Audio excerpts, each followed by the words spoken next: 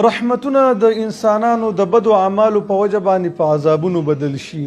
یقینا باران د الله رب العالمین د طرفه رحمت دی په خپلو بندگانو باندې، لیکن کله چې الله رب العالمین ناراضه شي دغه رحمت په زحمت او عذاب سره بدل شي او سیلاب ترې نه جوړ شي. کله چې یو رحمت په زحمت سره بدلیږي او عذاب ترې نه جوړیږي، یعنی باران د حد نه زیات شي، په دغه ټیم کې نبی کریم صلی الله علیه وسلم څه ویل دي او موږ ته یې څه ښودلي دي، هغه دعا تاسو هم یاده کړئ چې کومه دعا خوږ نبي صلی الله علیه وسلم په دغه ټیم کې ویلې، دې لپاره چې د الله د عذاب نه محفوظ شئ.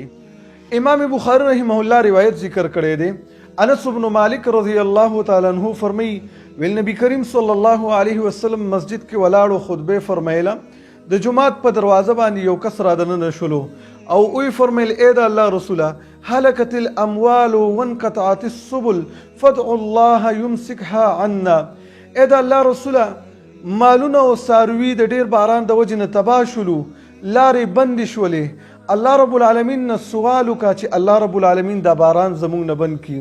ویل نبی کریم صلی الله علیه وسلم خپل لاسونه مبارک اوچت کړل او دغه دعا یې فرمیله اللهم حوالينا ولا علينا، اللهم على الأكام والضراب وبطون الأودية ومنابت الشجر. ویل دغه دعا یې وفرمیله. ویل چې کله موږ د مسجد نه راوتلو نو ویل الله رب العالمین باران بند کړی و نمشي فی الشمس، موږ چې خپلو کورونو ته تللو نور بره ولاړو، یعنی چې کله راتلو بارانو او چې کله واپس خپلو کورونو ته تللو نورو.